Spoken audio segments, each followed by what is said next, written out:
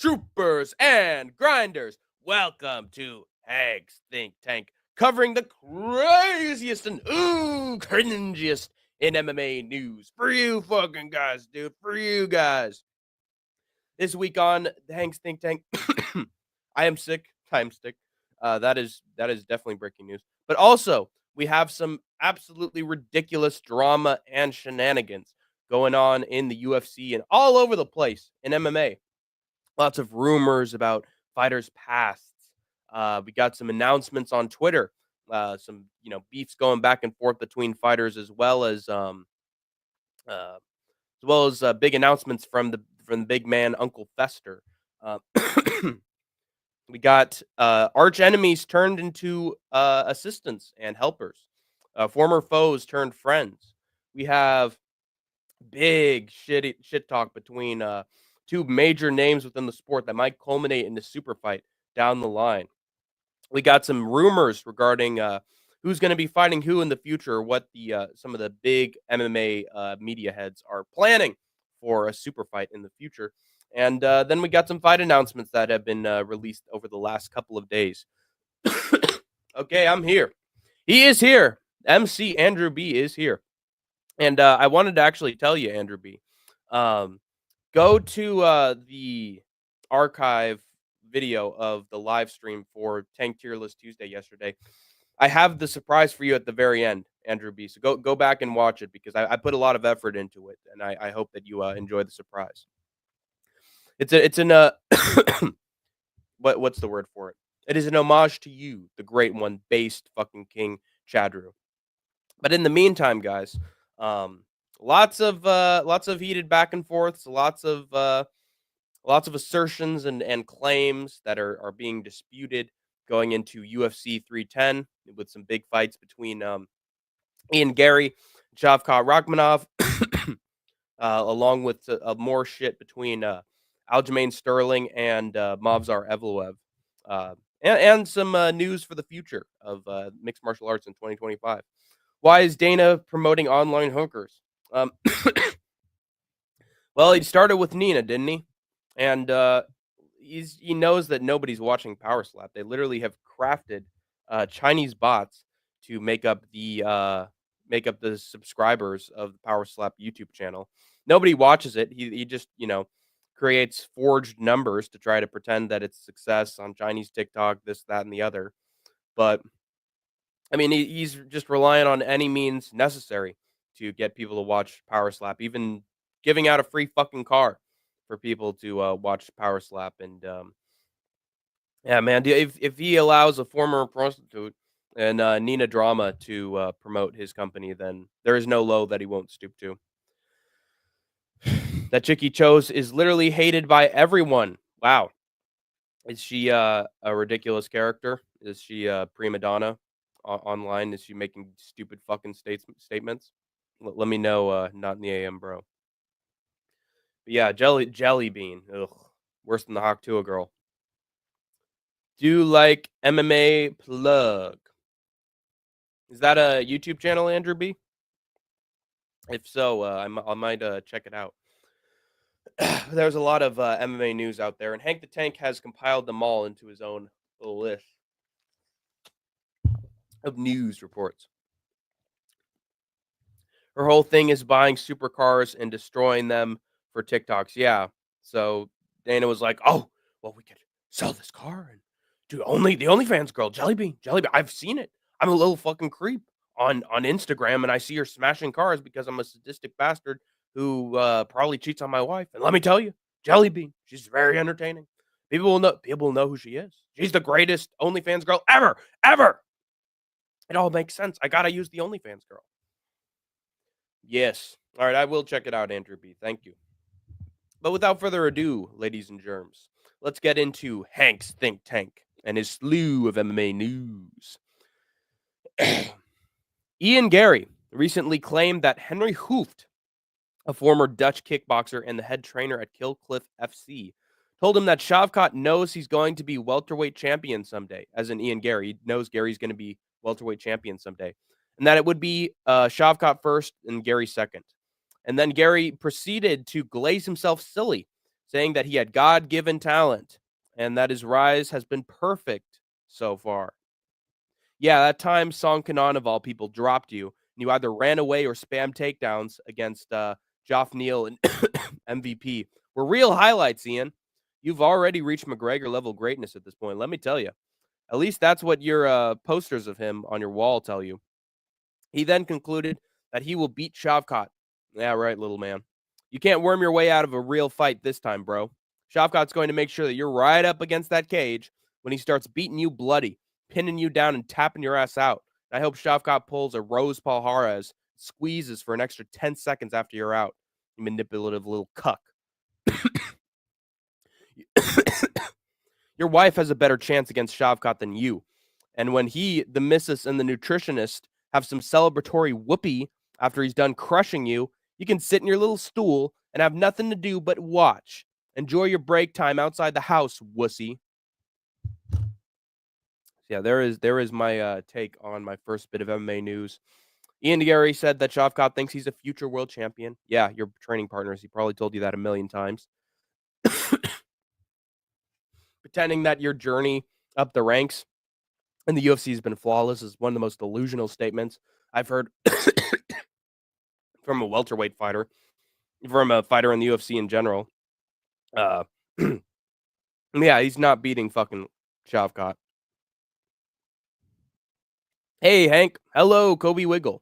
But yeah, I think Layla is a scarier fighter than fucking Ian Gary against Shavkat. Much love, but I'm coming back next week to compete with you. Good luck, No Chill MMA. And again, like I said, I sent you my video for the best prospects all around the world. I sent you that a few weeks ago. So if you ever need anything, just let me know.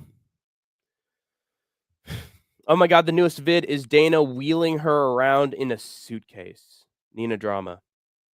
Yeah, because she's a mobile prostitute.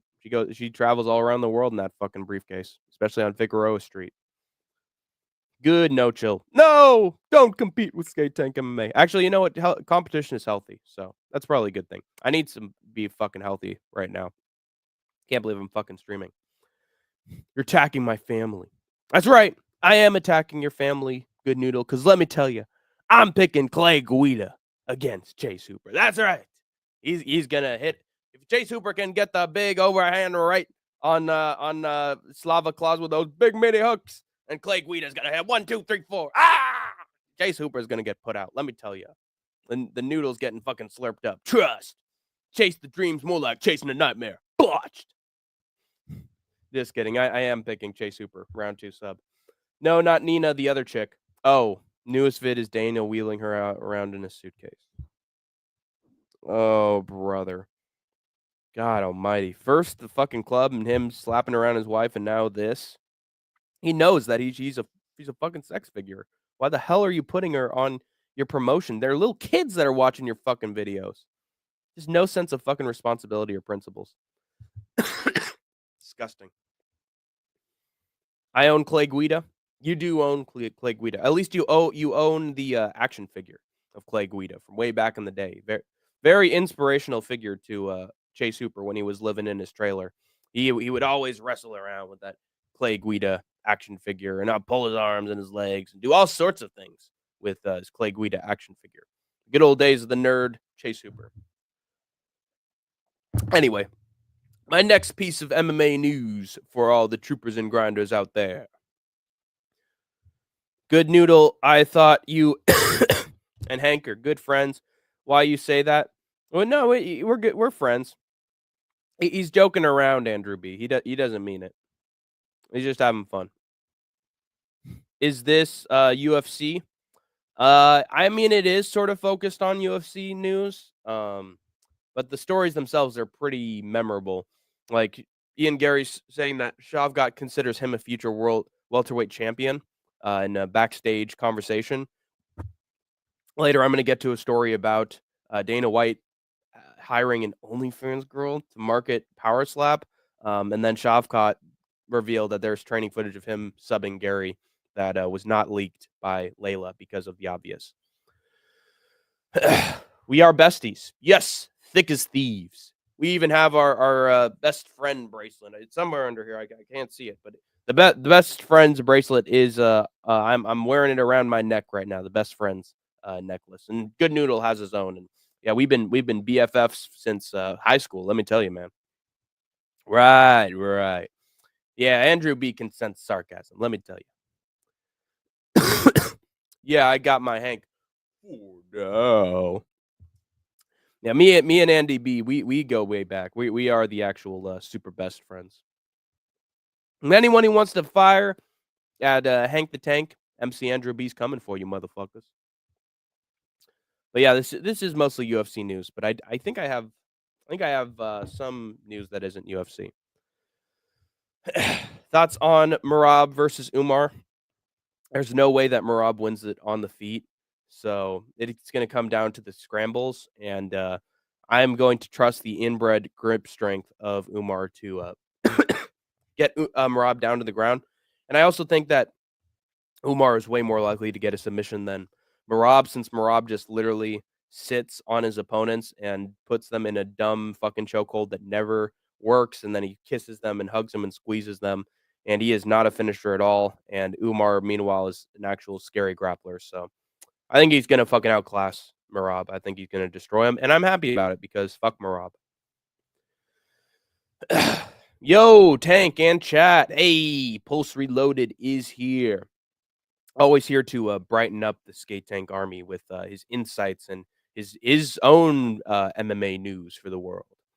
But yeah, Merab sucks. He sucks. I mean, he had a good game plan against Sean O'Malley, but against a better grappler, he's going to go down. All my dead homies preying on Merab's downfall, myself included. Have you heard that guy try to shuffle his way through an answer to a question at a pre-fight press conference? Dude is just fucking rambling about everything and nothing at the same time. Guy can't put together a coherent fucking sentence to save his life. Glad he's a co-main because he's a fucking idiot. Um, he has, his YouTube shorts, and those are coherent, but those are scripted. Writes those ahead of time. Probably has people who write in the English for him, because if you listen to any interview from him, from Helen Yee or Schmo, he just sounds fucking tistic. Yeah, he's not marketable whatsoever. So I'd rather have a Nurmagomedov with a social media following than that fucking asshole who ruined Jose Aldo's retirement. Guys, I want to talk about, guys, I want to do that when I fight for O'Malley, and I train, and guys, hear me out, guys.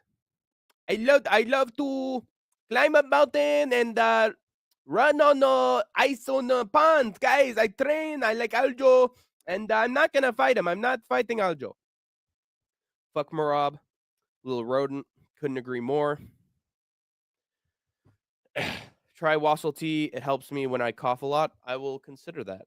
As I said before, Pulse Reloaded with the freaking what's the word for it? World War knowledge from Pulse Reloaded. Always comes in with the info. At least Umar can strike too. That is true as well. But you know what? I see Umar as a fighter that could actually get finished as a champion, because if you saw that fight he had with, I think his name was Bekton or something, and the Beck guy fucking chinned him with the right hand, dropped him. He is vulnerable himself. I think somebody beats Umar Nurmagomedov. Might even be Sean O'Malley. Do I like Back to the Future? Yes, I do. I like the first one. I should have watched the second and the third installment, since the trilogy is actually pretty solid according to most people who watch it. Back to the Future 2 is very dark. I love the original though. Marty, look at your brother, Marty. Your brother's head is gone, Marty. Oh, gee, Doc. Oh, this is heavy. Doc. Schmitty made this channel massive. I mean, he was here for the pre-fight press conference reaction stream, and I got that stream the most amount of views in this channel's history, and nobody here in the SkateTank Army asked, where's Schmitty? Hank, why didn't you invite me to your post-loss party? I did everything, man. Without me, the skatesman, Schmitty skatesman, this channel'd be nothing, man. Umar and Merab have suspect chins. Yes. That's why I'm always going to give them a chance of getting counted out. Mariah Cejudo, both chin Merab. Yeah, so somebody's going to chin Merab. He's going to lose to Umar anyway. He's going to fade from the fucking bantamweight division, and good fucking thing, because fuck Merab. But Umar can get chinned as well, so there is hope in the bantamweight division for an actual star. I got a cold and that led to a bad headache as well. Monday at 4, began just a cough now. Feeling better, not totally yet. Well, you and I are in the same boat right now, Andrew B. Casuals, why are you not watching Tough Enough? Are you tough enough? Are you tough enough, you guys? Let's fucking go. Let's fucking go. I'm not watching it because I'm doing my news show, damn it. Are you okay? I'm doing all right. I've been having a rough couple of days, but I'm starting to feel better. Hank, did you see any crazy hockey fights, brother? If I see those, they're on Rush City Tuesday stream, so I'll have to look back at that. But there's always hockey fights happening everywhere in the NHL and other organizations, young fucking college sports hockey. So there's not a lack of them for sure. But I might look through a few. I just think Merab's chin is only hit by people his height. O'Malley couldn't find it somehow. Yeah, fucking Henry Cejudo was able to crack the chin. Don't be surprised if Umar chins Merab. I'm out anyways. Well, Andrew B, just make sure to go back to the Tier List Tuesday stream and watch the end of it, because again, something good. Later, Andrew. I'm watching Tough Enough. Are you tough enough? Good thing it's tough enough and not tough. Hank, how did you get COVID despite being triple boosted? It wasn't COVID. It was me being out in Southern Oregon winter weather for about a week. Very, very chilly environment, and I was spending a lot of time outside, so makes a lot of sense. It was a cold environment. I think that's what happened, because I'm not feeling the symptoms of COVID. Anyway, we got our next piece of MMA news for you guys, dude. For you guys. A user named Carlos on Twitter suggested that Michael Chandler call out Jorge Masvidal. I assume because it would be a pretty easy bounce back win for him, and it would sell. Chandler responded by pulling a Nick Diaz and exclaiming on Twitter, "Where you at, George?" George Masvidal responded not too long after, telling the Get Out Bootstraps puller that all Chandler had to do was say the word, and it's go in April, Miami. I much prefer this fight than a matchup between Edwards and Masvidal, as we all know that Jorge's washed as a stack of spotless dishes, and I think Chandler and him would put on a hell of a fight that I see Chandler still winning by knockout. Maybe him versus Wonder Boy or Luke K would be better as well, but Jorge seems like just a dumb prize fighter trying to get the biggest fight that he's going to lose. He said that he didn't have it anymore in his retirement interview. If you're going to come back, stick to that principle and fight guys who are equally washed as you. You'll be better off for it. Otherwise, you're ordering a 3-piece with soda right to the mush.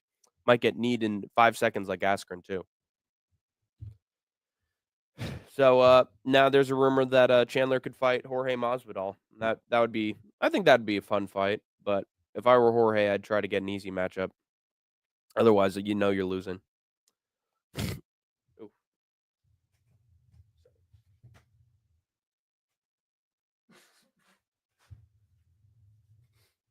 Chandler is so shit. He could lose to Jorge. I know. That's why it's a great matchup to make, because both guys are equally shit. I'm praying on Chandler's downfall for real. It's already started, Good Noodle. I mean, he hasn't won a fight since fucking Tony Ferguson. So it's going to be bad times ahead for Michael Chandler, especially given he's so short in the lightweight division. And I know he hits like a truck, but he's probably not going to get that Conor McGregor fight. And then he's just going to middle around before getting chinned, and then he's out, dude. So pretty easy to predict. Hey, we got Anakin MMA, the GOAT, SkateTank MMA Clipper, waiting for UFC 310 for Hank the Tank's crash out reaction to all the action.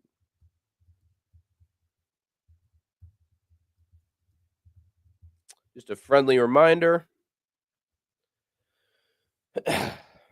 Always nice to have Anakin MMA in here. Those back of the head shots to Charles, give him Jorge, then Tony rematch. He loses both. Yeah. I mean, he has his moments of genius, but they're very few and far between. And he just seems like the kind of fighter that wants to lose in the most entertaining way possible. Yeah, I don't think he actually really gives a shit about the win, man. Because he fights so fucking slow to start things off. And yeah, he cheated a whole shit ton against Dustin Poirier and Charles Oliveira. So the dude's just a fucking mess. I manifested this trust. I manifested this. I manifested this. Wait, who's your main card picks for 310? Let me look through the UFC 310 main card before I give you that answer. Just as a friendly reminder. Oh, there's me. We're almost there, man. I'm almost done with my predictions as well. We're gonna have the SkateTank MMA preview and picks of UFC 310 tomorrow, 8:15. I'm going with Nate Landwehr. I'm going with him by round 2 knockout because I think Doo Ho Choi is going to crumble as the fight goes on. And Nate the Train, he finishes fights, dude. He hasn't won a decision since the fight with. He hasn't gone to a decision since the David Onama fight, and Onama's tough as a boot.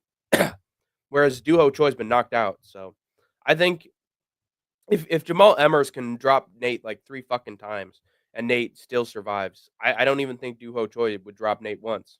I seriously believe that. So I think Nate the Train is just gonna beat his ass in the second round. He's gonna withstand some punishment because that's Nate the Train's thing, but dude's got a fucking insane chin. I'm going with Bryce Mitchell by decision. Gone versus Volkov. I mean, I'm probably going to go with Gone against Volkov. I think enough people have persuaded me to pick Gone over Volkov.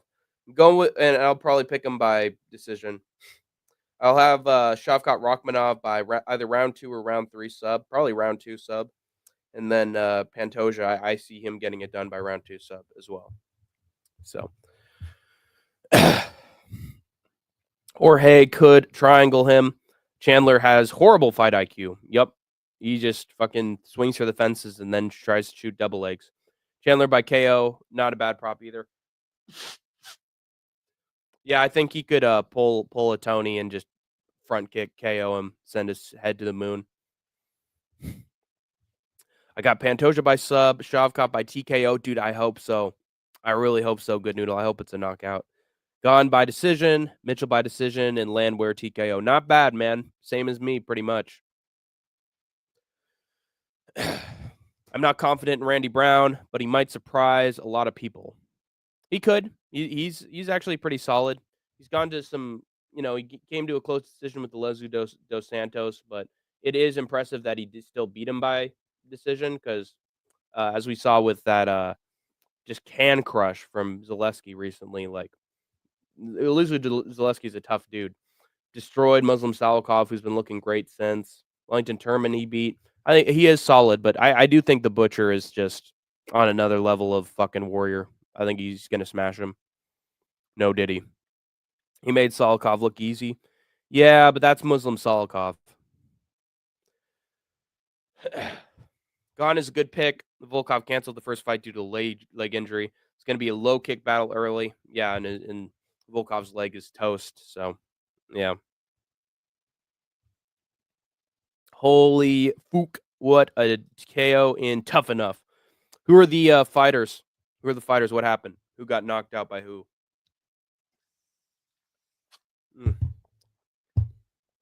Fucking Tough Enough on a Wednesday. It's unfortunate that Isha couldn't do his streaming this week because I guarantee he would have.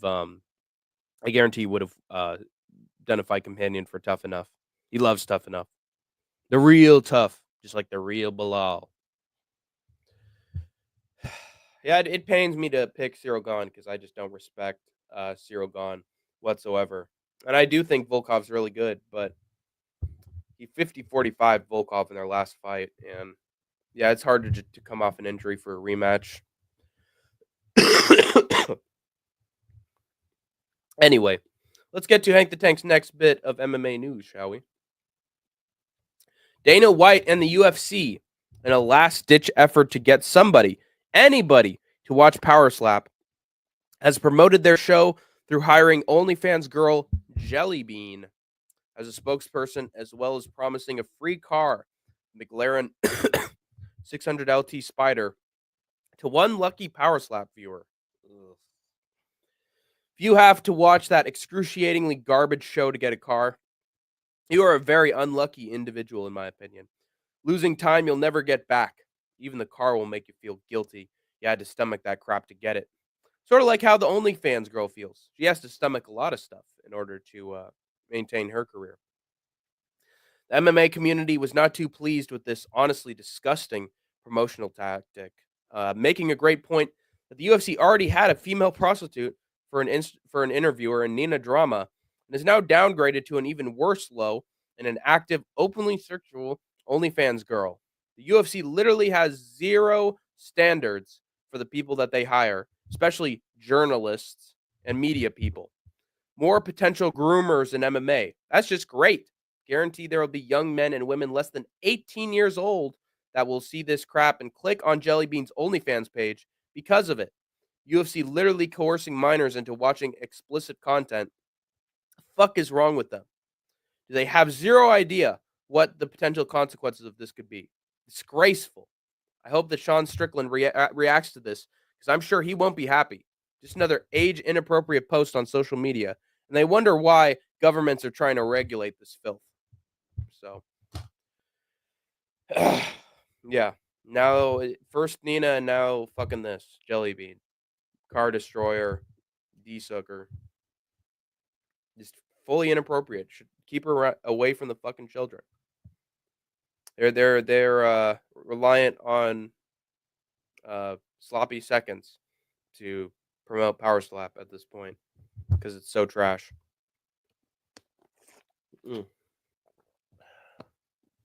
God, I hope that Powerslap goes bankrupt in a year. I know that it's probably a money funneling operation, or that it's like a some snake oil, a bridge to sell to some dumb billionaire who, when Dana wants to sell it off, but still, like, if it's getting to this point, like, I think Powerslap has to be in some sort of financial trouble.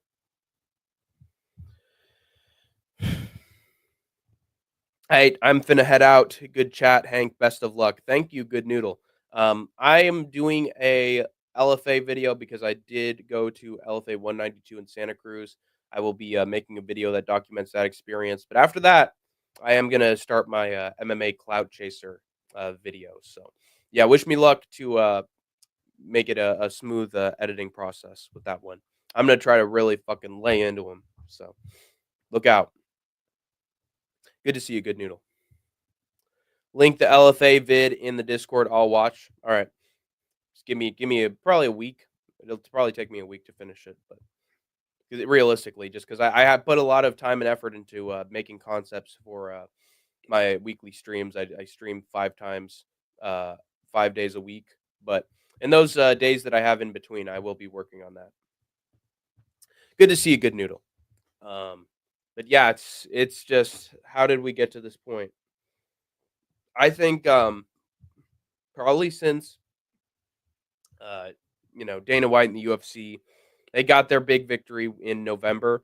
I think now they just don't give a shit anymore. I think they got whatever they want. They got a president who's going to give them whatever they want if they ask for it nicely. And now there's no barriers or limits to what they can do to sell their product. Literally using SEX workers to promote their product. It's like, I think the UFC just enjoys burning money at this point. Like, they're not making profits through some of these booked shows and these business ventures. All of them are failing. Like, UFC is just solely reliant on gates and the money they're making up front from the Saudi Public Trust Fund Like dirty money, dude. UFC is not popular in my opinion. I really don't think it is. It makes sense since UFC they haven't showed their pay-per-view numbers for their big shows since like what, 2019? 2018, 2019. They haven't showed their pay-per-view numbers because they're scared. Like they don't leave it they don't show it as public information because they know that the numbers are so low. They're not on the levels that they were in 2015, 2016, 2017. They don't have a reason to brag about their pay-per-view numbers anymore. So they're concealing the truth from MMA fans because they want to pretend like, some of their fake fabricated stars are bringing in the big bucks when it's just not happening. But when they have a success, they'll let you know about it. I would leave my financial records out in the open if I was a company. Have an actual honest approach to business. Don't want to be on the level of PFL because PFL sucks, but still. My next piece of MMA news for the Troopers and Grinders. Nick Diaz's former arch enemy, Mayhem Miller, shockingly wants to help Nick get through his apparent drug addiction, as relayed in an interview from Helen Yee, saying that he would extend a helping hand to get Nick through his bad phase. And if Nick doesn't accept it, then he encouraged Nick's people in his life who benefited from his career, including his brother, his family, his friends, and his team. Crazy that this. Let me say that one more time. So Mayhem Miller, he wants to help Nick through his drug addiction that has been revealed since a couple weeks ago. He would extend a helping hand to Nick to get him through this bad phase. And if Nick doesn't want his help, then he encourages Nick's brother, his family, friends, and his team to give him the help that he needs. It's crazy that this statement was made from Miller, given he got jumped by Nick Diaz in the scrap pack for interrupting Diaz's training and gym partner Jake Shields' post-fight speech asking for a rematch in one of the more iconic moments in Strikeforce history. But there was a blood feud between those guys at one point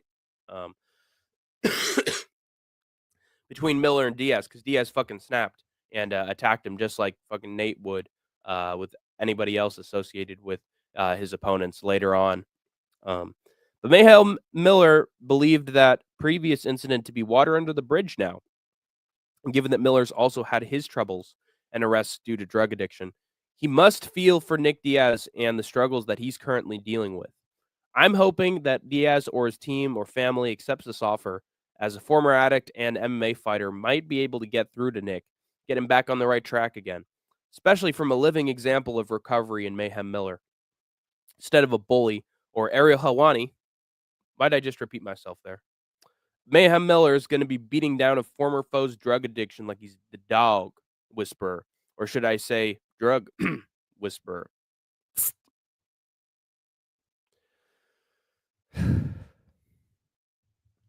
Yeah, Mayhem Miller wants to help out Nick Diaz, which is a very kind thing of him to do. By the way, I didn't hear anything from Brendan Schaub about wishing Nick Diaz the best of luck, even though he told Nate that he would be on Nick's side if he were to ever develop a problem. So Brendan Schaub's word means absolutely nothing. We've come to find out.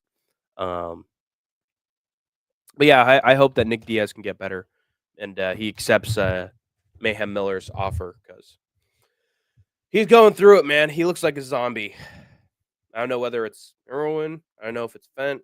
I don't know what it is, but the dude is not doing well. He needs all the help that he can get.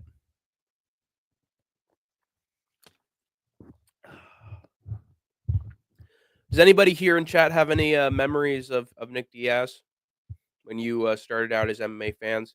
Or have you never really known Nick Diaz throughout your fandom?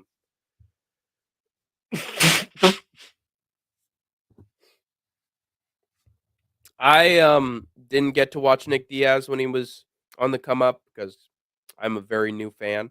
But I did look back and watch some of Nick Diaz's welterweight title fights in Strikeforce when he was the champion. Let me tell you, dude, he is one of the best MMA champions, most exciting MMA champions there ever was. At one round fight, One of the best one-round fights of all time he had against this one dude. What is his name?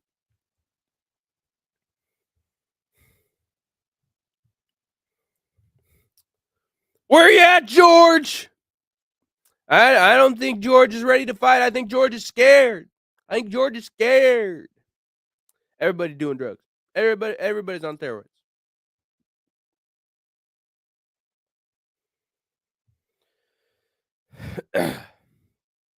$26 and 10 is a pretty good record. Yeah, Paul Daly, that was it. His fight with Paul Daly was fantastic. Great comeback against Cyborg Santos. BJ Penn when he came back. Where you at, George? I don't know. I think George is scared. I think George is pretending to be injured, man. I don't think we ever thought that Nick Diaz would really go down this path. Nick is used to, being on weed. He's used to drugs that are, less dangerous, ones that are actually beneficial. But it sucks to see him be reduced to being on drugs that are very dangerous. I hope Nate's there for him because, like, if there's anyone who sticks up for their brother more than anyone, it's fucking Nate Diaz. So I'm surprised I haven't heard a peep from Nate on the subject at all recently. Also, gotta love the redemption arc of Mayhem Miller because that guy's he's a big sweetheart. He was so cool with Bully Beatdown, and then he became a shell of his former self with that Ariel Helwani interview. Now he's back, dude. He's back to classic Mayhem Miller. Sent the head kick in Discord City Life. Yeah.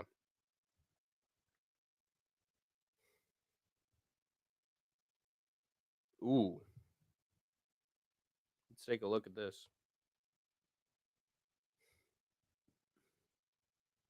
Oh yeah. From the Tough Enough show. Oh Jesus. Wow, that's all it took, dude. Didn't even feint with it. Just threw it out there and it hit. God, that was slick. Let me look at that again. Does he even feint? It was so simple. He just threw the kick out like it was a fucking golf swing and it landed flush. That's incredible. Train by day, Joe Rogan podcast by night. All day. Yeah, fuck the Joe Rogan podcast, in my opinion. That dude's fully fucking sold out to the pundits of the world. Used to be cool. Used to interview all sorts of people, but now he's clearly fucking brainwashed and just hanging out with wealthy elites who are telling him, "Oh, you gotta interview Trump. You got to." All these coke snorting fucking yuppies getting in Joe Rogan's ear. He's definitely not the everyman anymore. I think Joe's fucking sold out. He's not even showing up for UFC shows as a commentator. He's showing up for what, like 3 or 4 shows a year? Dude is just he lost his mind during the pandemic, in my opinion. Joe is a lib. You should like him. He's not a lib, dude. He's a Trumper. He's clearly a Trumper. He fucking sucks his ding dong 24/7. In 2020, he thought the election was fucking rigged. So he's clearly not a lib. He used to be a lib. He was interviewing Bernie and he was doing good stuff, entertaining, interesting ideas. And then at some point, he just started to get into conspiracy theories, and I think he's he's moved way right. So just know that he's no longer the open Joe Rogan we thought he was.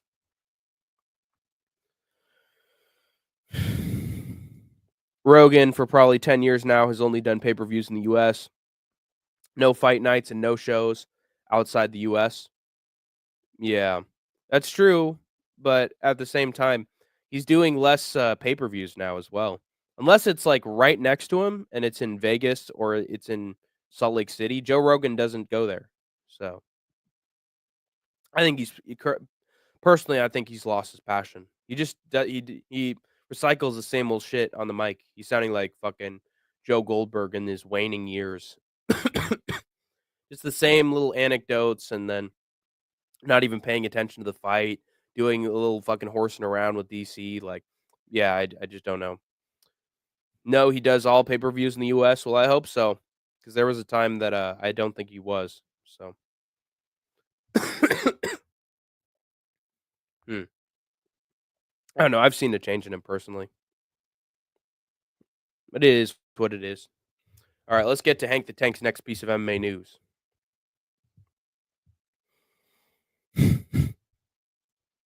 Ilia Topuria has been on a roll trash-talking Islam Makhachev and his camp, saying that Islam Makhachev talks too much, and that the two of them could always settle their tension in the octagon. Not on the streets, because he would have to pay for Islam's medical bills. This vintage brash statement from Ilia was noticed by Islam's gym partner Usman Nurmagomedov, who asked Topuria when he ever when he ever fought on the streets, European boy. Topuria then clapped back with great vengeance and furious anger.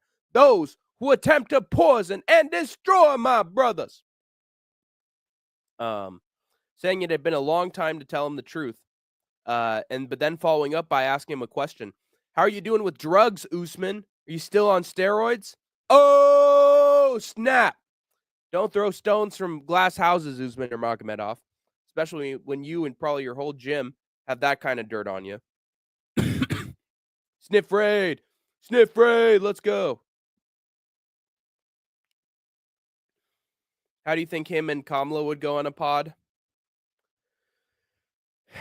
I think Joe Rogan will probably agree with everything that she says, because that's what he tends to do with his guests. I doubt he'd get in a serious argument with her. I think he would be a little afraid of her and probably just try to dart around certain topics once they get heated. Because in my opinion, I think she's got him beat in terms of actual issues in politics. But I don't know. I mean, I feel like he wouldn't even try to talk about politics. He'd do what he did with Trump, and he tried to make it just fun little hangout, talking about whatever is involved outside of U.S. politics, and he'd make it a fucking joke. Sniff raid. Invited Kamala, and she turned it down. Yeah, that is true. That's. I thought it was something with scheduling or something, but yeah, she turned it down. And honestly, I think that Trump interview was not good for her campaign. Kamala can't answer questions, even the simplest of ones. No, I think she can answer questions. She's just a politician. Trump is not a politician, and he just rambles and does word salad. Um, but Kamala, yeah, there are certain questions that she does dodge, and she doesn't give good answers. So there are reasons why she lost. Senile Biden was better at answering questions. He was not.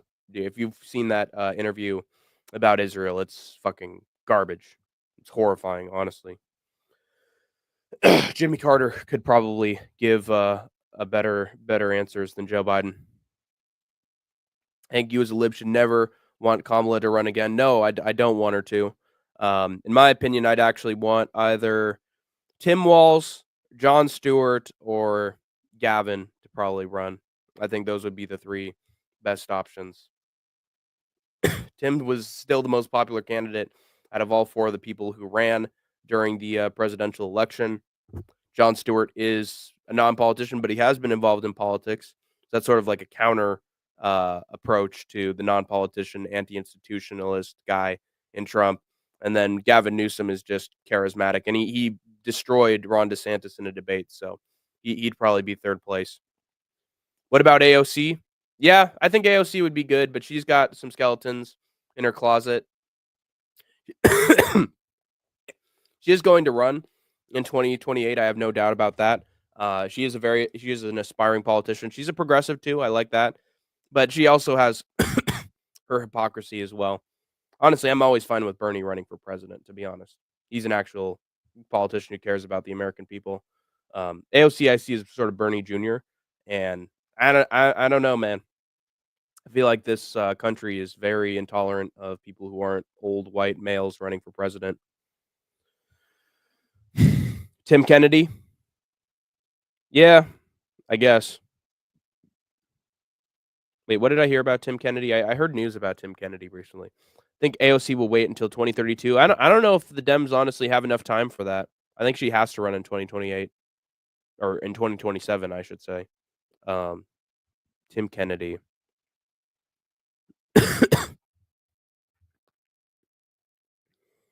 Tim fires back accusations of stolen valor and fake military. Meaning stolen valor and falsifying military achievements. Falsifying military history. Well, there you go. I know the Tim Walz joke there is obvious from the MMA community, but if this is actually stolen valor, this is a little pathetic. I could easily see it. In my opinion, MMA fighters are a bunch of dumbasses and liars. Tim Kennedy been lying about his accomplishments for serving. Yep. So there you go. What a piece of shit. But hey, when you're wanting to sell a book, you'll make up any good story. Is it true Tim Kennedy is the one who clapped Bin Laden? Oh yeah, it's got to be. I mean, just look at the fucking camera footage. That's totally his butt chin jawline.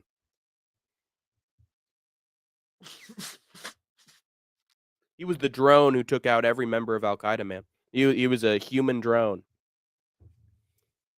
Pathetic, dude. Probably on the same level as Michael Chandler in terms of pulling himself up by the bootstraps and giving all these motivational shit and pretending to be an American hero when there's nothing American hero about him. Michael Chandler stalked his future wife and was absolutely desperate to be her boyfriend. So he's no American hero. Yeah, he's a creep. Tim is a world class prick. Brian Stan is way more of a Chad. Oh yeah, Brian Stan. Is he an actual military man? Hmm. He was Marine. Yeah, that's right. He was a Marine. I bet he doesn't brag about his accomplishments though. Born in Tokyo, Japan. That's interesting. It's a neat tidbit. Did he beat no, he probably wasn't even in the same weight class. Middleweight, light heavyweight.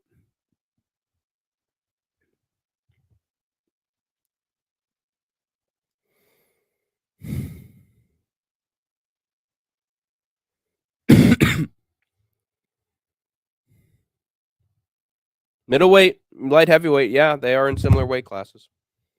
Brian Stan. Brian Stan versus Tim Kennedy for the Stolen Valor belt. Yeah, I picked Stan to win that because he actually has some integrity. Yeah, Brian has always been super humble. When you should receive your accomplishments humbly. You don't have to brag about what you've done because people know what you've done and they'll celebrate you for what you've done, regardless of if you brag about it or try to make it public or not. Just the fact that Tim Kennedy wrote a book about it tells me that he's just a fucking cheapskate and money grubber. making books about your experiences for money. Pathetic. Liked him a lot back then and wished that he had fought Tim, but probably would have lost. Yeah. Well, he lost in everything he did for the military, but he'd probably win that fight. Mm. What a fucking scumbag Tim Kennedy is, and a liar and a thief. He had ass ground Gabe and got subbed by the Polish experiment. Are you talking about Jan Blachowicz? Man, getting subbed by Jan is embarrassing. Ass ground game good. Yeah, he's probably ass on the ground too. Anyway, we get to Hank's next bit of MMA news. Excuse me.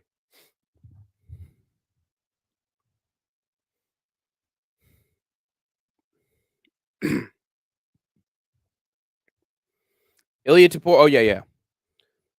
Don't throw stones from glass houses, Usman Nurmagomedov. Especially when you and probably your whole gym have that kind of dirt on you of doing drugs and EPO in order to get ahead. So Ilia Topuria roasted the shit out of Usman Nurmagomedov and made it known that he got popped for EPO.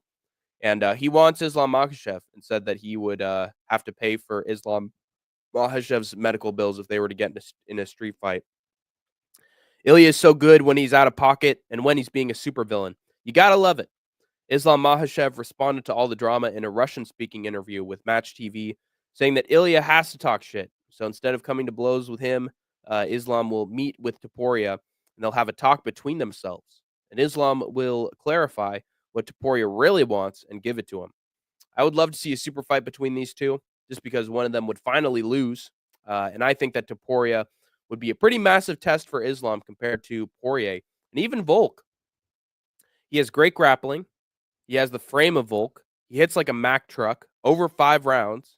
Islam has to be careful what he wishes for here, in my opinion. However, Islam still has to defend his belt against a dangerous armed Sarukian. Poirier, meanwhile, has to deal with either another fight with Volk, which makes no sense, or a title fight with Diego Lopez, which I think we would all much rather prefer. Still, look out for this super fight in the future. Krzysztof Stolinsky. Ah, yes, that very memorable character. Who can forget? People forget, man. Crazy.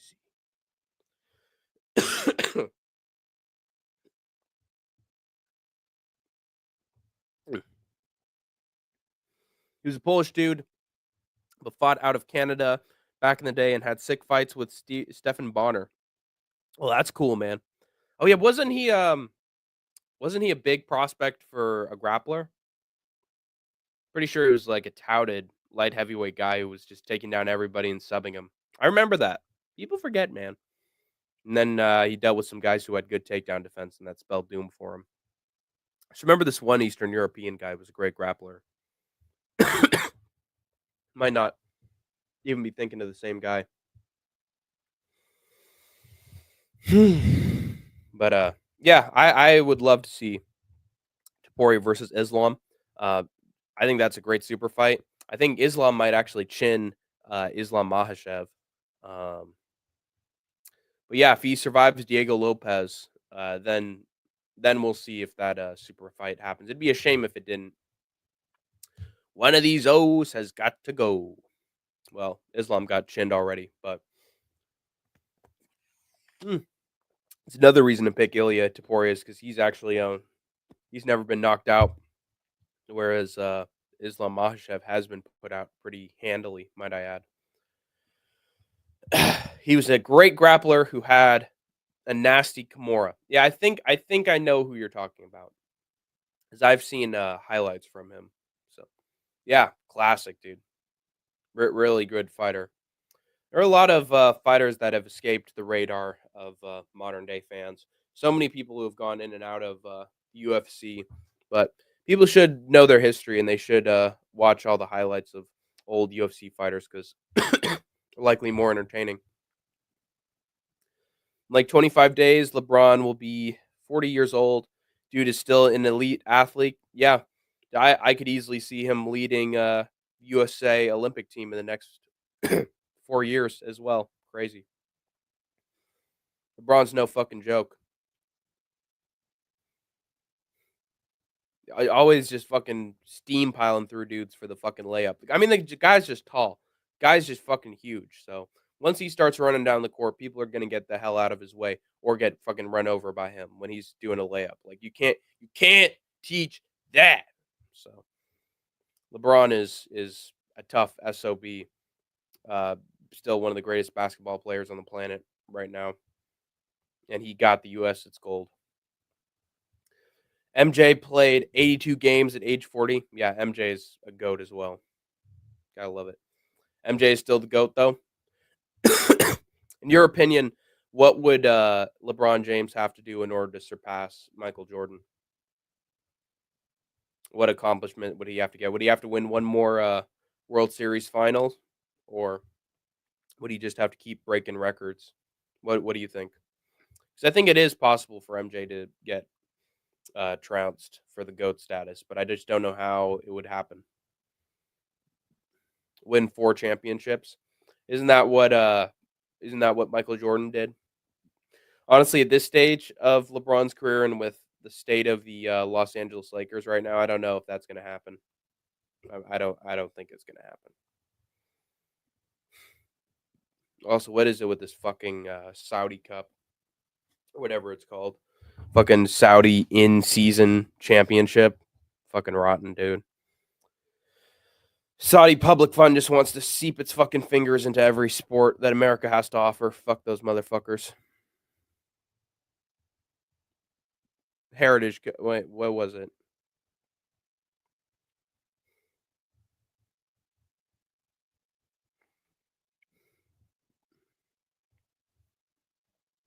Emirates. Yeah, the Emirates NBA Cup. Garbage.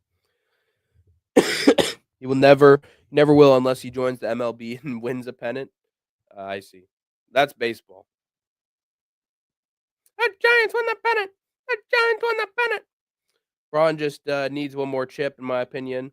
But old heads will never have him past MJ. That's a good point from Chris Gray.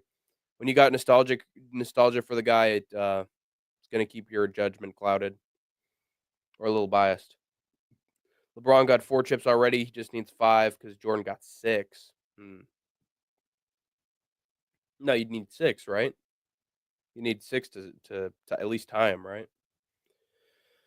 But LeBron has way more accolades. Yeah, well, he has a more extensive career. He's done more, a longer period of time, other than scoring titles. Yeah. Zoomers think that longevity gives you GOAT status. It doesn't, but it does allow you to do more in the sport.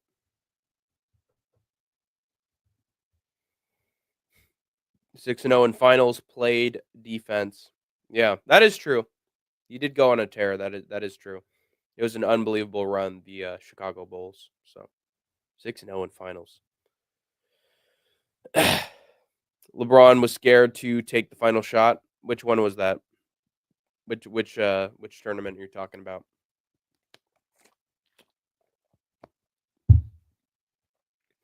MJ played 82 games at age 40. He just wasn't cool with losing, unlike LeBron. Interesting. That is an accusation.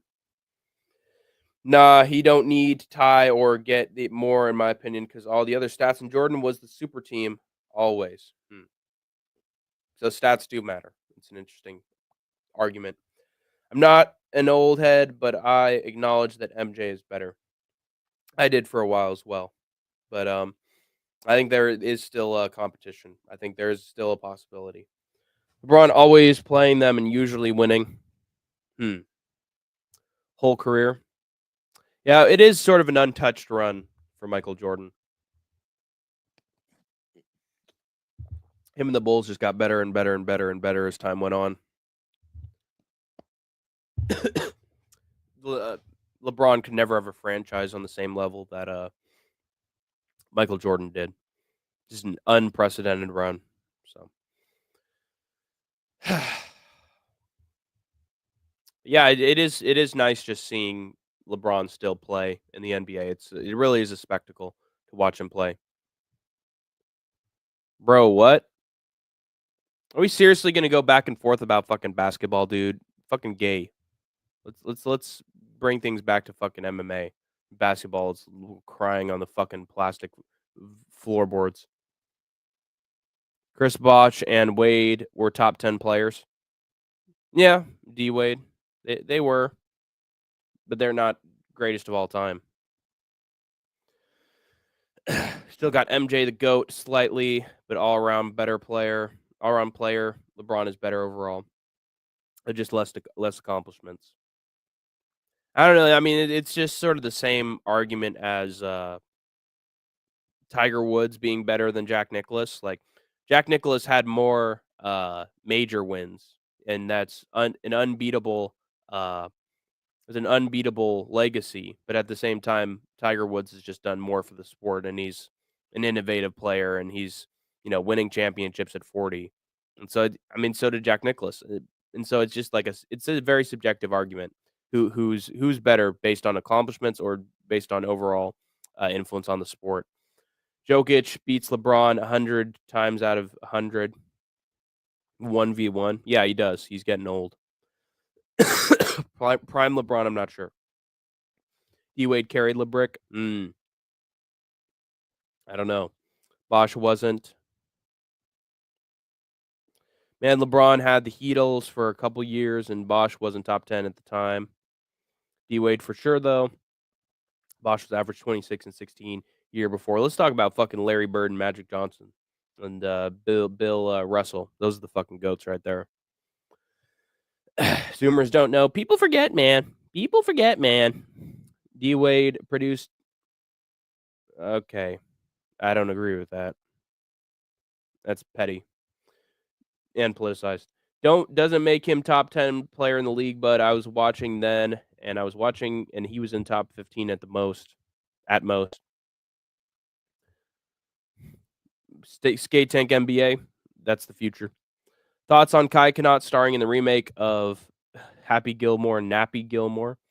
Kai Kanat is pretty big. Is that actually true, or is that just a joke?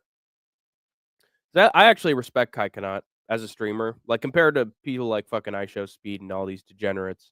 I do think that Kai Kanat does have a heart. He got an interview with Nardwar, and if you're nice to Nardwar and you respect Nardwar, then you are solid in my eyes. And he just gave all the props to Nardwar in the world. Gave the props to Iron Mouse as well when she fucking surpassed him in streams. I appreciate Kai Kanat. Seems like actually a good kid for a streamer or a more thoughtful guy. Massive Miami Heat fan myself. That's what got me started in ball. I see. So there's that perspective. I've always been a Warriors fan for obvious reasons. Anyway, let's get to Hank the Tank's next bit of MMA news.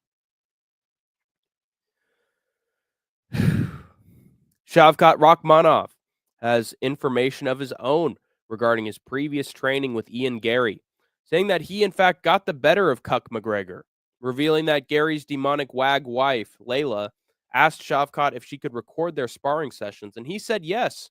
Already classic Ian and Layla trying to get whatever advantage they can over their own gym partners. However, they didn't ask him whether or not they could publicly release it. Apparently, they have not released the second half of their sparring footage where Garry taps out to Shavkat's submission hold.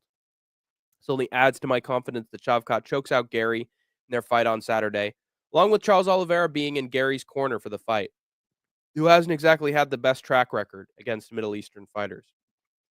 All this is looking like a recipe for disaster for Garry, and I personally am loving it. Stephen Curry is the most overrated player of all time.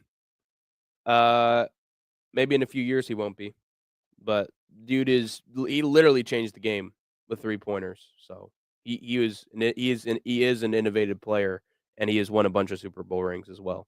And he was on Team USA as well. So maybe overrated in terms of spot on the GOAT list. I didn't say Stephen Curry. I said Stephen Curry. His name is Steven. Yeah, but he goes by Steph. At least that's his nickname. Steve Kerr is the coach. I don't know. Curry has a lot of mileage in this gas tank. Chris Gray, he was, though. Also, LeBron has Mike Miller, Shane Battier, Richard Lewis. Should I keep going? Talk about super teams. MJ made his own super team. LeBron joined 2 All-Stars. There's also the coaches who helped make, and the franchise that made the whole thing work. Horse meat. People forget, man. Horse meat. Wow. That makes you a man. D-Wade was top 3 MVP voting year before LeBrick joined him. LeBum averaged less than 20 versus the Mavs. Got locked up by JJ. 6 foot white point guard. God, people have their fucking vendettas against certain players, man.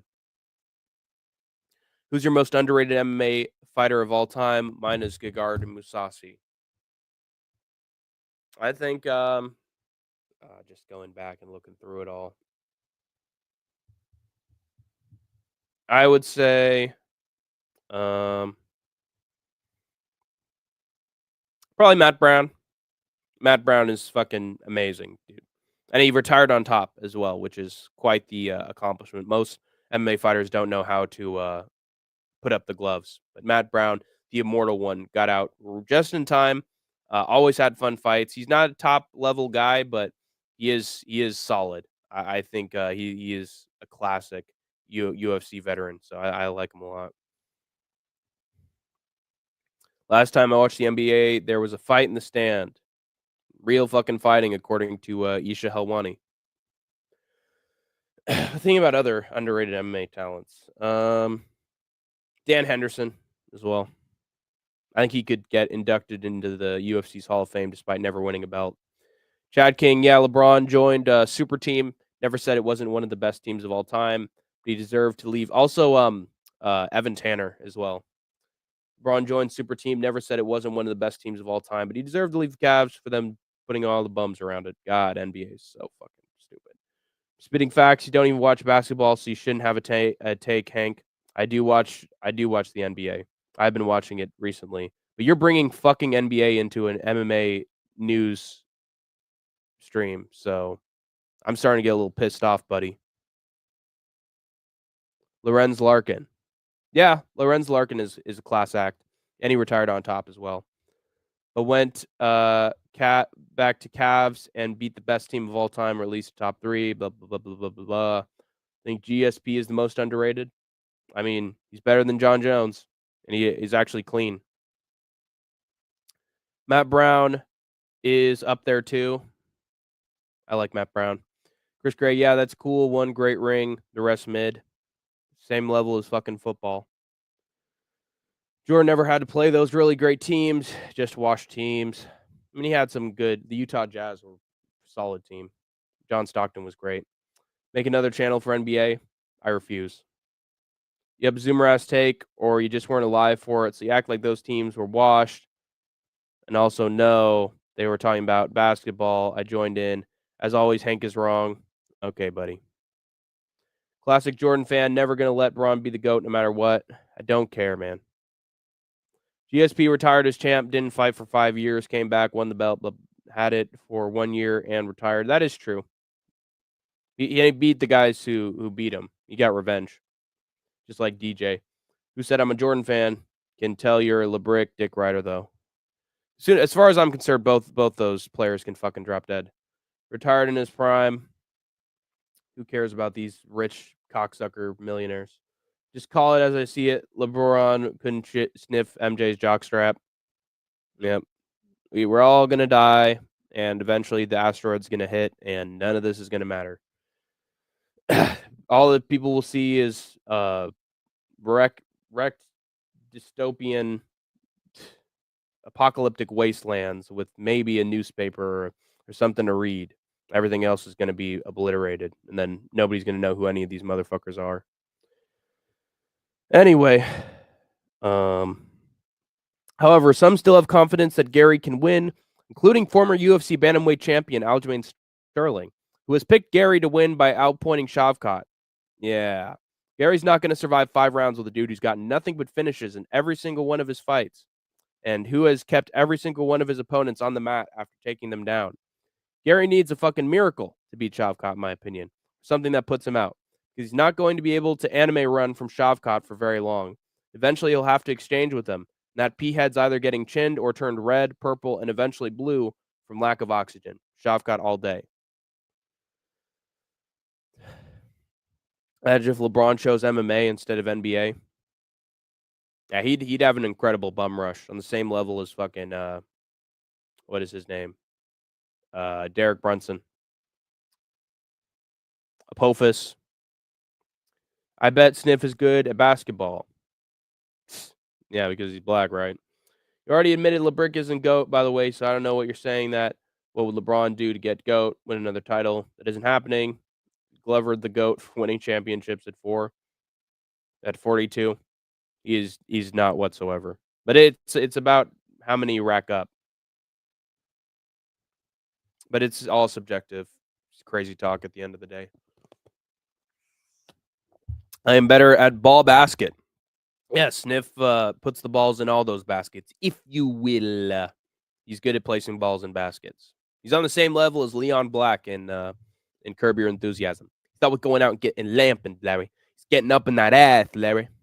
Getting those balls in those baskets, man, Larry. Oh, yeah. Ball basket. Why didn't someone come up with a ball basket? That's good. It sounds like a great parody. Why didn't you do that? Because ball basket is 6, Larry. It's a nickname, Larry.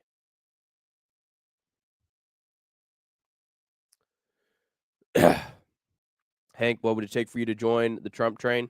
Nothing, because I can't be bought and sold. And also, I would blow up the bridge and wait for the Trump train to cross before blowing it up, and then I would make sure that the train fell off the bridge into the ravine below.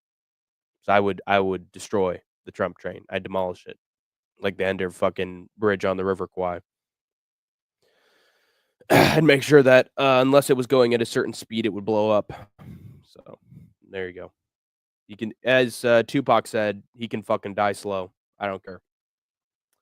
And then my next bit of MMA news. Oh, yeah, okay, Chad King, you're just an old boomer. Says back in the day, it's the best for everything, no matter what. Second and only slightly behind Jordan. That is true from Chris Gray. Anyway, my next piece of MMA news.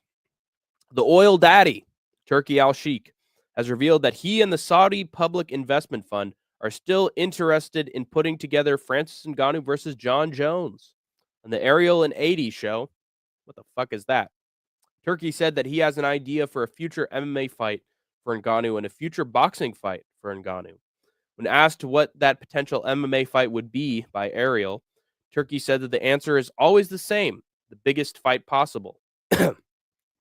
Ariel then followed up with whether Ngannou versus Jones was that fight, and Turki made a beep sensor noise, which indicates that is, in fact, the fight that they're thinking of. There will, of course, be difficulties attempting to get Dana White to agree to a super fight between brands, since White apparently hates super fights, apart from the times that he doesn't, especially if his ex-boyfriend Ngannou's involved. Imagine wishing death on someone, but somehow you're the good guy. I wish the assassin's bullet had hit. I don't give a fuck. That dude tried to overturn an election. He's a terrorist, in my view. We can have our people that we hate. I hope John Jones gets hit by a pregnant lady with a car. I don't care. Divine fucking justice, karma. I think he's a piece of shit. He tried to take away Obamacare, tried to take health care away from millions and millions of American citizens, and he tried to overturn a free and fair election. So I think he's a fucking crook. And he's been convicted in courts, by the way, of several crimes, including tax evasion, hiding government files, and rape. So, yeah, fuck him. And if you don't think that, you're a fucking pussy. Chris, I'm in my 20s. Keep coping. Only gay Jordan fans say LeBrick, bud. Yeah, it's Betty. No way Dana does it unless he leaves the UFC. Yeah, and Hunter just cuts his fucking head off. Kills Uncle Fester. This guy who's hiring OnlyFans girls to promote his content. Dusty's playing full court ball. Is gold. You see, I'm good on the streets, baby. White man can, in fact, jump. Now, my hiney may be a little big. My belly may be a little big. But I'm bad at b-ball, and they know I'm bad at b-ball, baby. Ric Flair, if you want to have a 3-point scoring contest, daddy, you best be prepared to take a bubble bath afterwards, because Dr. Woes is going to kick your white ass. Things will get better, Hank. We are exiting Kali Yuga. I hope that religious belief is true. I hope it is true. Unfortunately, I don't think it is. Obamacare doesn't cover shit. I know I had it. Well, just because you specifically had a bad experience with it doesn't mean that millions and millions of Americans have had a bad experience with it. The healthcare system is fucked. Healthcare system's terrible regardless. But that program did expand coverage and the potential to have free healthcare. So it's better than nothing. And Republicans literally want nothing. They literally want to take away your healthcare away from you. So in my opinion, that's fucking vicious and it's cruel and it's fucking murderous. Where will you move if war happens? Like you said, I'm probably gonna head over to Chile. Chili's baby back ribs. Chili's baby back ribs. Barbecue sauce. I want the baby back, baby back, baby back. I want the baby back, baby back, baby back. Chili's baby back ribs. Hank, are you in favor of welfare for single mothers? Yeah, I think I am, because that's a tough spot to be in. When you don't have a man who's bringing home the bread and you're on your own and you don't have a job, I mean, what else are you going to have? It's basically asking if I'm in favor of Social Security, in which case I am in favor of Social Security. I think that American citizens need a piece of legislation that's going to help lift them up when they're in a rough economic state. You need economic support. This country needs financial support. And one of the reasons Biden left office and Kamala lost is because a lot of programs that were good for the American people, they ran out of time under his administration and dried up. So I think we need more programs that help people. Hank doesn't know shit. He lives with his parents, still has zero life experience. Yeah, and I follow politics and follow basketball. And just because you have your own opinion and people are fucking arguing you about basketball in a MMA chat doesn't mean you know shit compared to me. I have my opinions that I base on fucking research. So I don't give a shit what you think. I have self-respect. Reason I ask is it helps in the short term, creates far more problems long term. Well, again, the government could literally change the currency and change the gold standard, and we could just pay for this shit. I don't believe the argument that, oh, how are we gonna pay for it? You could tax the fucking rich. And yet we still don't tax the fucking rich. When we used to, back in the 1930s, 40s, and 50s, we actually had to have tax revenue go back from the top 1% to the American people as a safety measure, and our economy was in the best state it ever was. So unless you easily pay for that shit by taxing the rich. Black American community, for example, well, yeah, I mean, there's the question of whether or not they're mooching or they're not using this for anything good. Yeah, I mean, that it is good short term. It keeps them from fucking dying, dude. Keeps them from entering an even lower level of poverty, but at the same time, you just have to regulate government to make it more affordable and make it pro working class. It's as simple as that. You can have one good measure that's great. When you don't change the system around it, then it becomes a problem. But I don't blame the policy. I blame the government itself not adjusting around that welfare. You like that song "Sweet Freedom" from Michael McDonald? I have heard that before. I'll have to look at it again.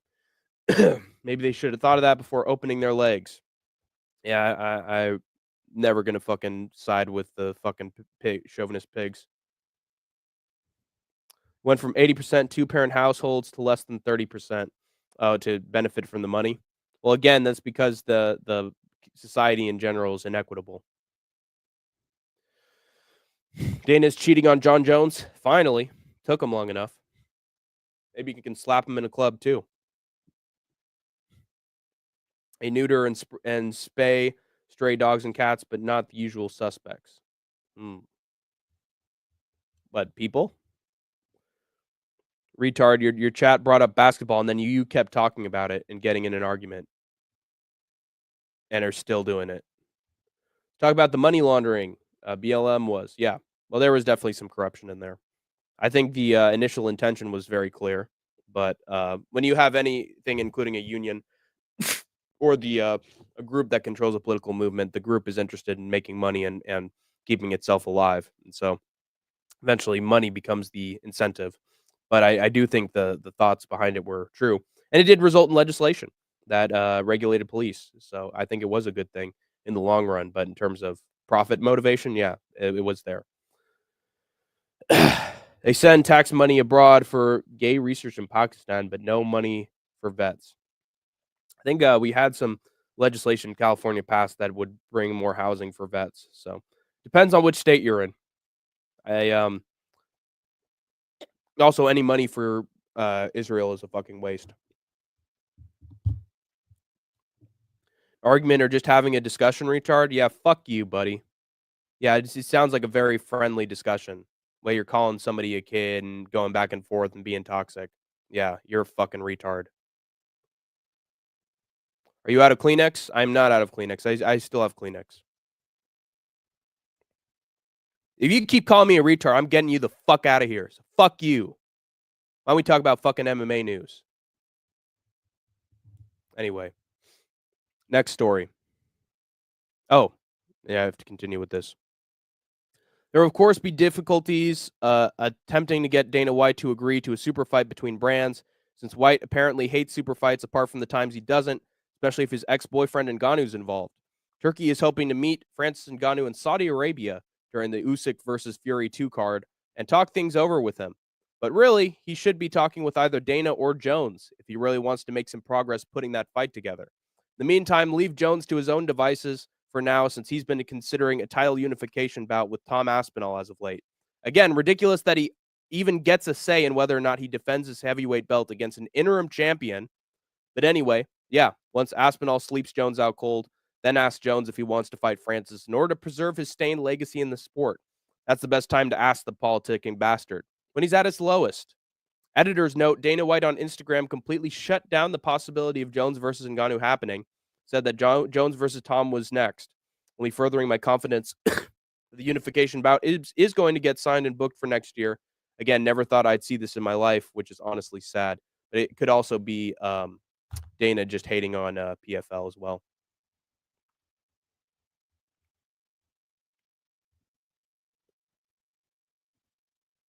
Wah, wah, basketball, let's talk politics with a 20-year-old who knows nothing because he's with mom and dad daily. Mm-hmm. If you're a vet and aren't receiving several thousands in VA, have you noticed that we haven't been calling each other retards or accusing each other of being certain things when we're talking about politics? When it's basketball, it's fucking always a feud and people going back and forth and arguing. If you're a vet and aren't receiving several thousands in VA and or retirement, you did the military wrong. It's the easiest thing to do. It's the easiest thing. Well, that should be there. Triggered. Yeah, you fucking suck. Catch you later, bud. Fuck yourself.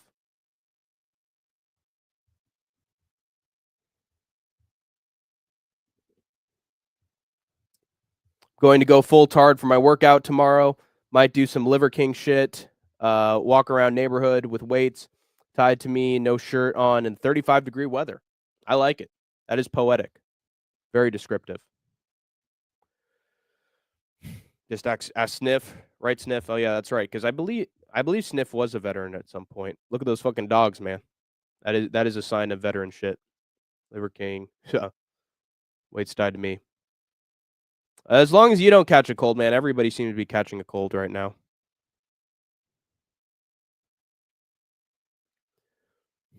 I don't know what you're talking about. I am a consultant. My income is based off of client performance. I want to be a consultant one of these days. That's actually a job that goes well with a history degree, which I was able to get. It's definitely a job that I'm considering. Is it a stressful job though, Sniff? I'm wondering.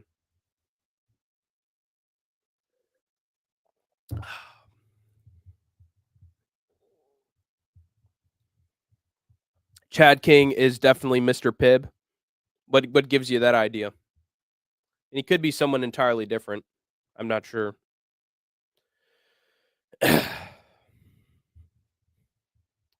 Not for me. Not for me. Go good.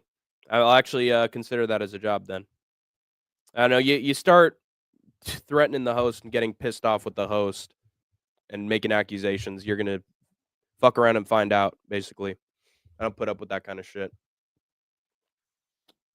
Accusing me of not watching NBA, accusing me of knowing nothing about politics.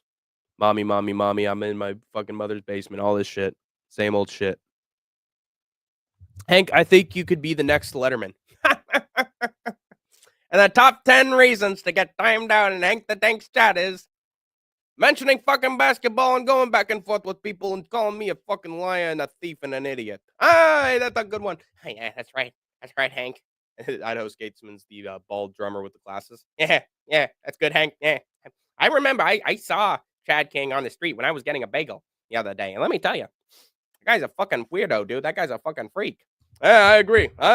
Let's get our next guest on. He is a consultant in California. It is top 10 reasons not to show up on the SkateTank Army chat. Is a Sniff. Let's say hello to Sniff. He's a professional wrestler. Do you watch the NFL? Yes, I do watch the NFL. I watch it in moderation. I watch a few games that I really like. Usually wait until the results. And if it's a good game, I watch it. But yeah, the Chiefs, dude. The Chiefs are going to really close fights. Really close games with guys that they should not be having close games with. I feel like eventually they're going to run out of steam. And then either the Bills or some other surprise team is going to beat them. I think the Bills beat them, and I think that the Lions beat them. So I honestly don't think the Chiefs win the Super Bowl this time around. Usually when they get an easy schedule in the playoffs, they in fact they get their asses beat in the playoffs. So keeping my fingers crossed because I fucking hate the Chiefs because I'm a Raiders fan. Gun basketball guy. I'm not your guy, friend. I'm not your friend, pal. I'm not your pal, buddy. How dare you accuse someone of not watching basketball? That despicable human. I agree. I would say Rigo level bad. Agreed. Yeah, he's just trying to start a fucking fight. So I'm not going to have fights of that level in my chat. I could appear on Stupid Vet Tricks. Yes. Stupid Vet Tricks with the doggies. And then the dog will fucking bite Sniff's crotch off live in front of millions of viewers in the 1980s. Or he'd be the dog whisperer. When Larry King was talking to a guy whose son died, he interrupted and said, Paul Newman told me you never get over it. Well, Paul Newman told me you never get over it. You never get over having your son die. That is quite a horrifying fucking experience. That reminds me of when Jimmy Stewart and I were in a conversation, and he lost his kid recently, and he told me, oh, you never get over it. You always have the kid on the brain. I tells you. What does this have to do with what I just told? It has absolutely nothing to do. I just wanted to share a story from way back in the day. What if you did a top 10 list like how Letterman did? Make it MMA based? Good idea. Good idea. I might consider that. Thank you for the idea, Sniff. Which MMA YouTuber is it on site if you see them IRL? Where you go? Oh, no, Eagle MMA. Absolutely. I'd fucking try to gouge the eyes out of that fucking twerp. Yeah, that kid's a fucking freak. Piece of shit human. What other ones, though? I might start a fight with Weasel just to see if he would defend himself well. Because that guy, 10 years in the game and he still won't show his face. I'm going to have to test. If I figure out who the Weasel is, I'd start a fucking fight with him. And then Nina Drama. Nina Drama as well. She's a fucking weirdo. Wouldn't start with Lucas Tracy. He's got big meaty hooks. Good old crafty vet. Yeah. Oh, yeah.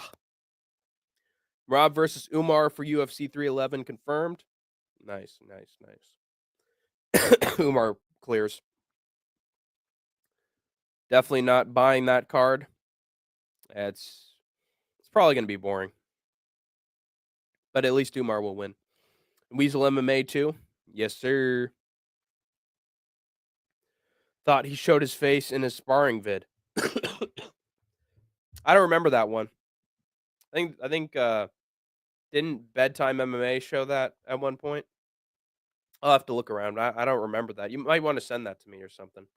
Also, MMA Che is a fucking idiot, so I might start a fight with MMA Che as well. Guy's just a weirdo. I don't like the Schmo or the Weasel. I like the Schmo. I think the Schmo asks decent questions. He's certainly better than fucking Ariel Helwani. So I don't know. I think the Schmo does his job well. He's got a gimmick and it is sort of lame, but he at least sticks to his craft. Weasel has his moments of hypocrisy. Schmo always does his research. Will you guys be live on Christmas Eve? Probably not. Why would we do that? We should be celebrating with family. I don't like Che, but can't tell you why. There's just a strange energy to him. He just sounds like a fucking idiot most of the time. Always making brash statements, never backing them up. A lot of his predictions go south. Yeah, Eagle could get my forehead meeting his nose if I saw him. Yeah, curb stomp that bitch. I just don't like the guy. And he's just an unlikable kind of guy. Do you think you could beat Zion Clark in a boxing match? Zion Clark an influencer? In which case I would probably beat him in a boxing match. You should start referring to yourself in the third person like the Schmo. This is the Hank with the think tank. We got Sniff, former bodyguard consultant, veteran, Whoa Black Betty Bambalam. How we doing? I would be Hank the Tank would beat Zion Clock in a boxing match. How we doing? Those poor kids he works with. Yeah, I I hope that they kick Eagle MMA in the nuts on the regular and spit in his eye. How does he still have his job? Seriously, LMAO. In my opinion, more companies might have to look into some people's YouTube history, considering hiring them. Because what you say on YouTube, it does matter. Thoughts on Douglas Memo crying in Sniff's live stream for 3 hours straight? He seems like a bit of a crier, and he's always getting himself into some sort of Nina drama. So I'm not surprised, motherfucker. And he's always like dealing with this lawsuit or this counter thing or this piece of legislation. Oh, I've been harassed. Like, just weird, man. Strange behavior. Well, anyway, let's get to Hank the Tank's next piece of MMA news, shall we? Finally, we have some major fight announcements to report on Hank's Think Tank, including RoboCop Gregory Rodriguez and Jared Cannonier apparently being in the works for next year. I love this fight as it's a well-deserved crack at the middleweight top 15 for RoboCop.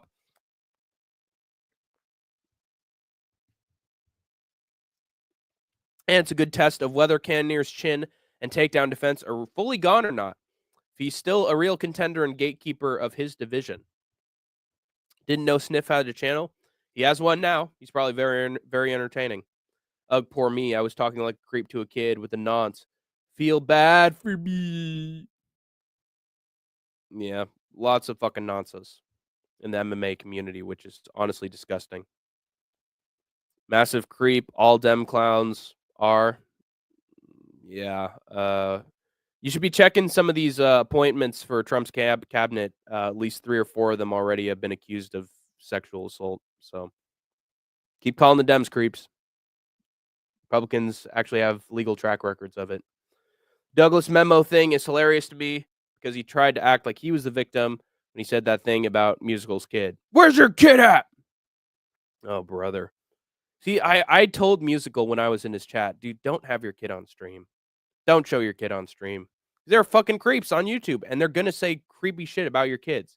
He's going to get involved in the drama some way or another because literally all these fucking random strangers online just cannot handle themselves or cannot restrict themselves.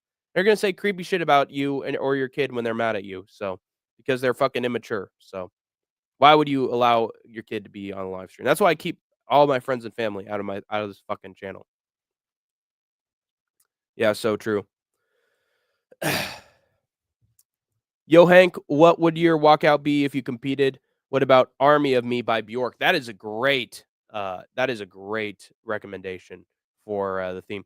And if you complain once more, you'll see an army of me. Boom, boom, boom.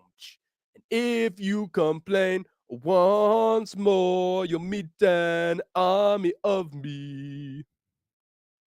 In fact, there will soon be billions of women who look like Leslie Jones.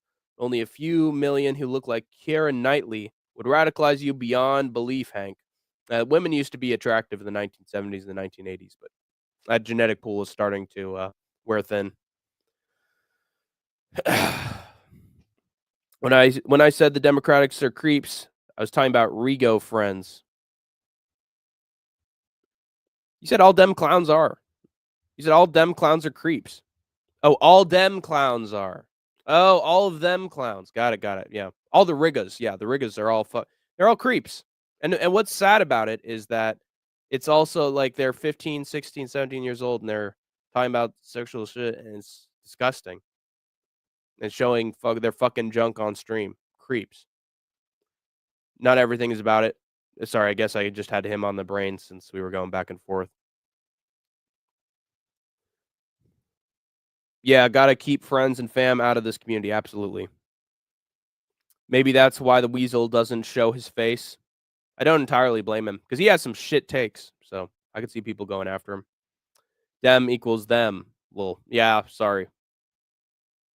Yeah, I've been in No Chill's Discord too long. Leslie Jones looks like an 80s New York rapper. It's not bad. UNITY, you gotta let them know. UNITY, that's a unity. UNITY.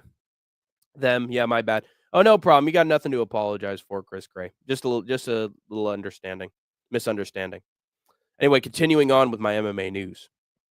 Personally, I have RoboCop winning the fight, maybe getting a TKO in the third or fourth round after getting the better of the exchanges and taking Cannonier down to the ground in clutch moments. Nasty ground and pound on top. RoboBama 2028, also reported on UFC schedule for 2025, will be the return of welterweight Billy Ray Goff against Nikolay Veretennikov. A good test to see if he's a legitimate contender, just like Danny Barlow. Jacqueline, the Cavalcante will also be back. And Islam Dulatov will be making his big UFC debut against Adam Fuggett, following his win over Josh Quinlan and the huge German prospect Dulatov's impressive elbow knockout of Vanilto Antunes on Contender Series this year. Looking forward to all these new matchups, including the inauguration of RoboBama into the middleweight top 15. Weasel said Mighty Mouse beats Ngannou 2 out of 10 times. I mean, maybe, just maybe, if he gets the back, maybe if he gets the neck, but no. I mean, Ngannou just has to run forward and he puts out Demetrius Johnson. Hank, do you use pronouns? If not, can you explain why it's acceptable to do so? Why I shouldn't rage at the ones who do use it?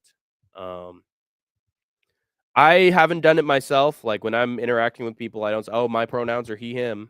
You know, I'll only mention that if like that gets in the conversation or like someone's concerned about their pronouns. Like I don't know, I'm not the guy to like need it in a public space. There are people who prefer to go by they them, and let me tell you, dude, it's not just a I need this to have power thing. A lot of these people are genuinely mentally ill and will literally be depressed if you don't call them by their pronouns. So I don't know. You gotta sometimes you have to mention the correct pronouns if you don't want a fucking beating. Because you'll mention someone by he or her, and they'll literally get offended. They'll get offended. Like, I'm not saying that as, oh, of course you shouldn't, do this or that. But I'm just saying from experience, like sometimes you got to tread lightly. So they're just people who are very concerned about their pronouns.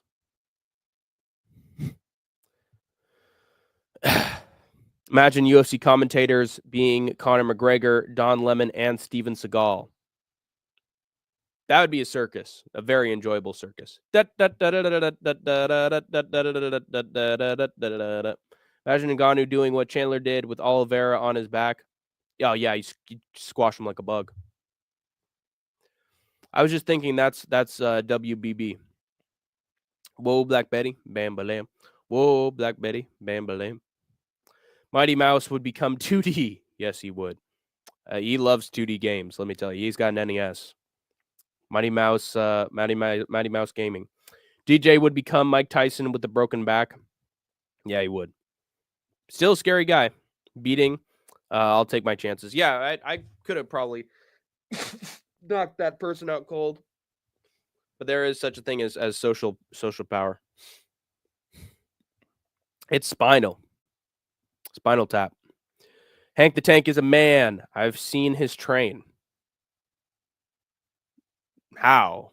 How did you see my train? I am Hank the Tank. I am not Nate the Train. There is no circumstance where you ever saw my train. But given I have the beard scrubble on my face, I mean it's sort of clear to me. Although if my brain twists me around, I might have then people develop those. But haha, yeah.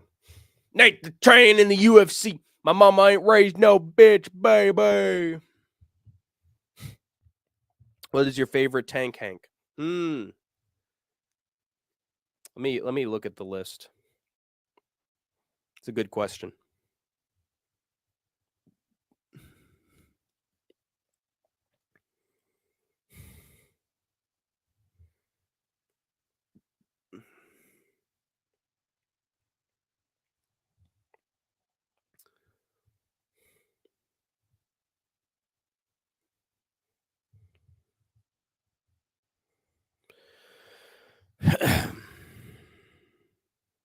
I think there's one called the Panzer. I sort of like that one. Development, Western Front. Well, let me find a list of tanks.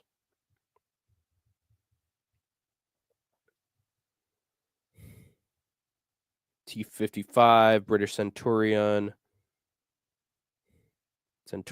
blah, blah, blah. Second generation, M60, T-62. Yeah, I like the Panzer. Panzer's pretty cool. The only beating LGBTQ would give you is they would try to beat you off. Yeah, and I'd fucking chin them. Who would you rather live with for 5 years straight? Sean Strickland, Colby Covington, or Bryce Mitchell? I feel like Bryce Mitchell at some point would cast me out as a host of Satan. Colby Covington, I couldn't stand him for 5 seconds. I'd probably beat his ass. And then Sean Strickland, I think I'd have a surprising amount of good conversations with Sean Strickland, because there are a lot of things that he says that I completely agree with. It's just he backs the guy who would not do anything about those issues. But Sean Strickland seems like an overall solid person. I think I'd live with Sean Strickland just because I think the conversations would be funny. If that guy can hang out with Chris Curtis, then he could hang out with me. And that's living proof that Sean Strickland's a cool dude when he's hanging out with Chris Curtis for 2 years. Crazy. Do you think Nick Newell should have a specially made mini glove for his left hand? Yes, I think he should. I think it should be a tiny little glove with some knuckles on it. I think that would be adorable, like a little stocking. Deep down, Hank prefers the Panzer IV over the M4 Sherman. And Will Black Betty is right. She is correct about that. I got one more minute, and then I'm probably going to end the live stream. So if you got any more questions for Hank the Tank before I sign off, let me know. Just go through what I've talked about so far.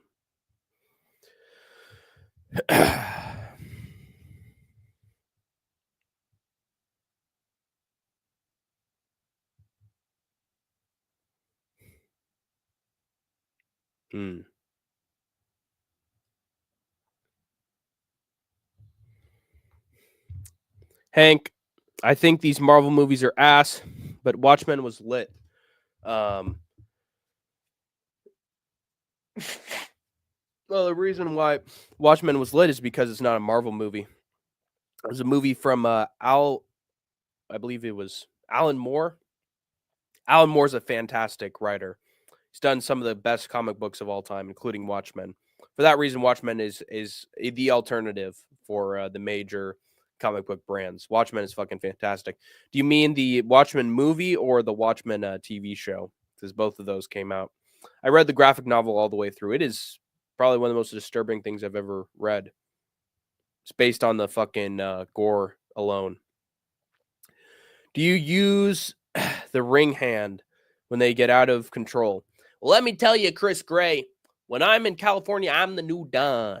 And anybody who's got a problem with Hank the Tank is going to have to bend down on their knees and kiss the fucking ring.